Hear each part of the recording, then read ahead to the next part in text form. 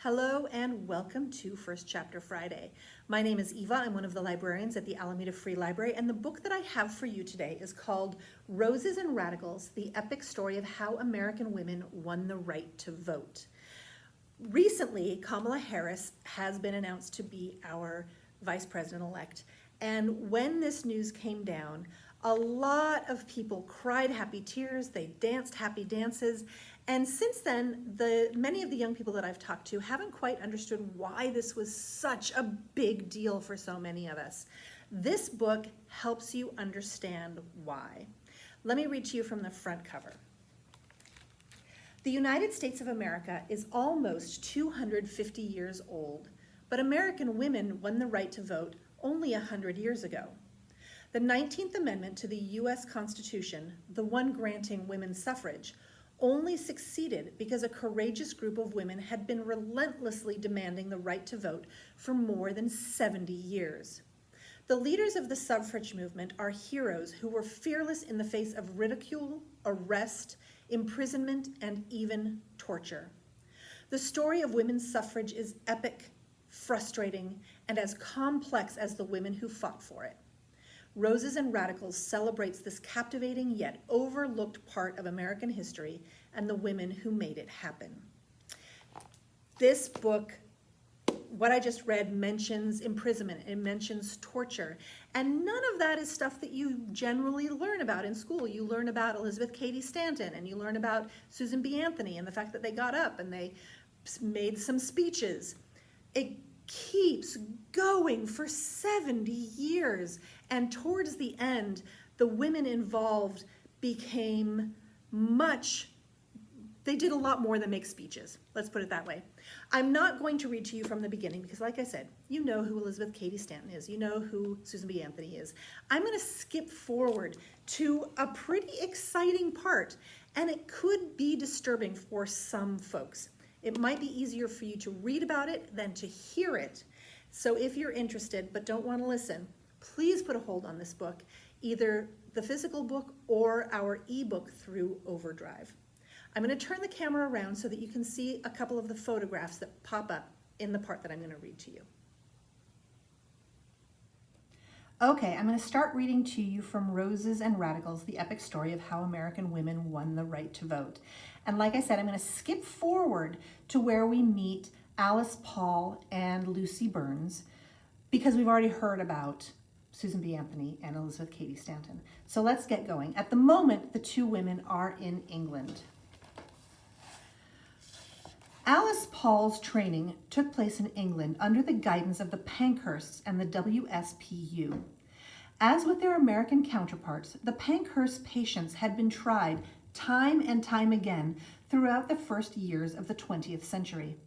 Their frustration with the slow progress they were making toward their ultimate goal was endless. By the time Alice Paul crossed paths with these British women in 1907, they were responding quite differently from their fellow activists back in the United States. To put it simply, the Pankhursts were done playing nice. The old tactics of public speaking, gathering petitions, and politely requesting to meet with politicians, requests that were almost always denied, were clearly not working. Those in power mostly ignored the suffrage movement, so the Pankhursts chose a more confrontational route to make this impossible. They started heckling candidates and interrupting speeches. They threw stones, broke windows, and cut telegraph wires. And when that didn't work, they spit at and slapped policemen, knowing that this would lead to arrest and thus more attention for their cause. The Pankhursts asked Alice Paul, who had proved herself by doing things like selling papers for the organization in the streets of London, to participate in a dramatic action to be held on June 29, 1909, an action that might lead to her arrest. Paul had never been arrested before and was well aware that a showdown with the police was much more serious than simply marching in a parade. She wrote a letter saying she would be there on the 29th, but mailing it was another matter entirely. As she recalled later on, I remember hesitating the longest time and not being able to get enough courage to post it and going up and walking around the post office wondering whether I dare put this in. At last, I got up enough courage to post my letter saying I would go. If there was a single turning point in Paul's life, this was it. On the evening of the 29th, before a crowd of 50,000, the Pankhursts sent 16 groups of women to demand a meeting with the British Prime Minister, H. Asquith. These deputations, marching one after the other and wearing padding under their clothes for protection, advanced toward the Parliament building until they reached a massive police barricade. Told that the Prime Minister refused to meet with them and that they should turn back, the women did just the opposite, attempting to physically force their way into the building. Paul describes what happened next. The suffragettes threw themselves against the lines of police and forced their way through once or twice, only to be captured in a few minutes. Behind them was the crowd, yelling and shouting and pushing them on, but afraid to take any part for fear of being arrested. The police grabbed the suffragettes by the throat and threw them flat on their backs over and over again. Paul herself was arrested for the first, but by no means the last time that evening. Later that night, in a London police station among the dozens of other arrested suffragettes, she noticed a woman wearing an American flag pin in her lapel. So Alice approached and introduced herself. The woman was Lucy Burns, another bright, ambitious American studying in England who had gotten swept up in the excitement of the Pankhursts' new tactics. Paul and Burns spoke at length in the middle of all that tumult in the police station, sharing their suffrage experiences in England and their hopes for the movement back home. Over the next 18 months, during their crucial apprenticeship with the Pankhursts, Paul and Burns would grow incredibly close. And in the coming years, these two women would become the Stanton and Anthony of their generation. They worked side by side during the final years of this monumental fight, making sacrifices and taking risks that even Stanton and Anthony had avoided. In this way, Paul and Burns renewed and intensified the radicalness that fueled the Stanton-Anthony partnership. Like Stanton and Anthony before them, Alice Paul and Lucy Burns became an unstoppable team thanks to the way their considerable differences fit perfectly together.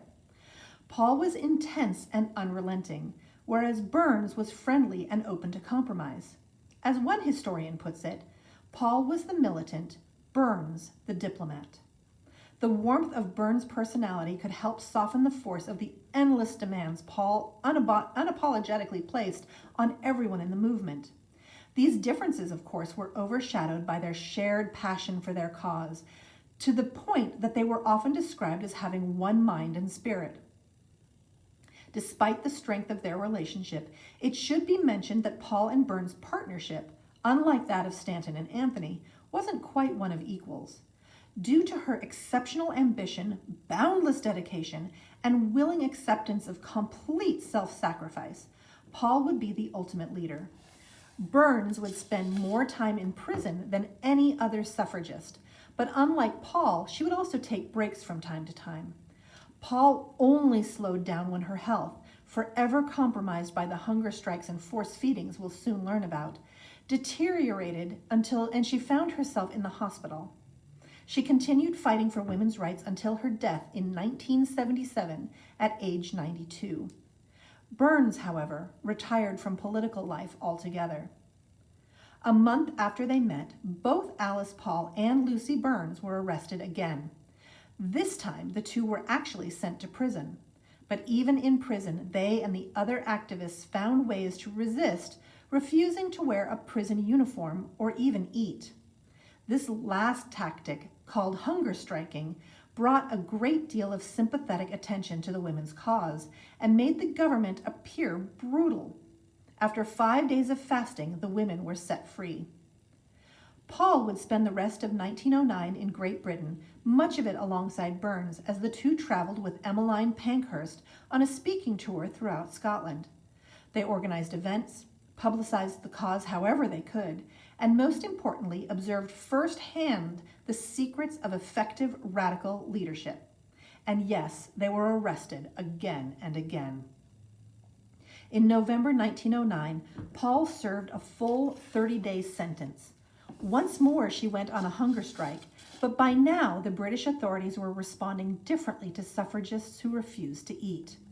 Rather than allow a prisoner to go free for fear of letting her starve, the jailers introduced a new tactic of their own: force feeding.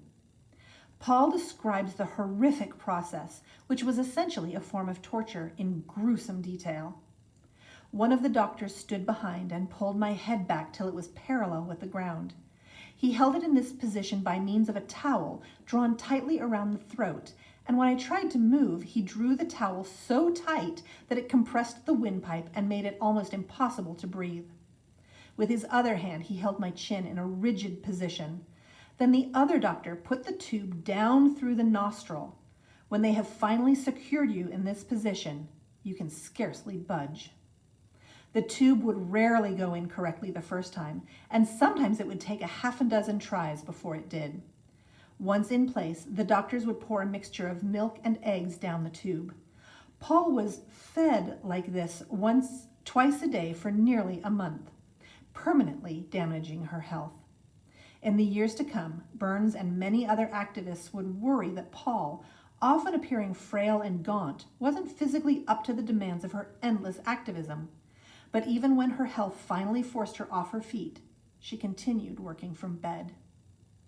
And that's how seriously these women took the need for women's suffrage and the right to vote in the United States. That's how they got started.